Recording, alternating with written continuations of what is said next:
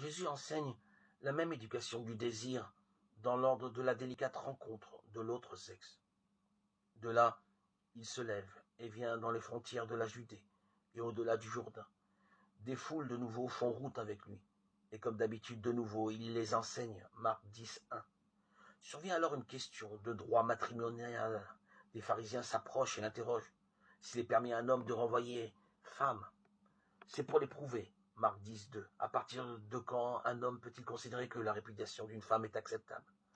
Dans quelle limite un homme peut-il exercer du pouvoir sur une femme? La seule formulation de ces questions révèle déjà un homme dans la manière qu'il a de se différencier d'une femme. Jésus ne répond pas alors aux pharisiens par une exhortation morale. Il raconte l'action créatrice de Dieu pour que chacun soit touché par ce qu'il entend. Au commencement de la création, mâle et femelle, il les a faits.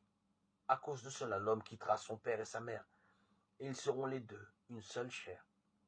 Ainsi, ils ne seront plus deux, mais une seule chair. Marc 10, 6, 8. Dans l'acte créateur de Dieu, l'homme est effectivement différencié de la femme. Ils sont faits hommes et femmes. Mais ils partagent l'un et l'autre une même humanité, comme hommes et femmes. Ils sont une seule et unique chair, conjuguée au masculin et au féminin. Quelle fonction éducative le récit de cet acte créateur exerce-t-il? Il déloge une représentation de virilité qui chercherait en elle-même sa légitimité. Il fait surtout s'écrouler toute répartition des rôles, pouvoirs et attributions qui reposeraient sur un spécifique masculin, parce que ces différenciations-là s'exercent toujours aux dépens de quelqu'un.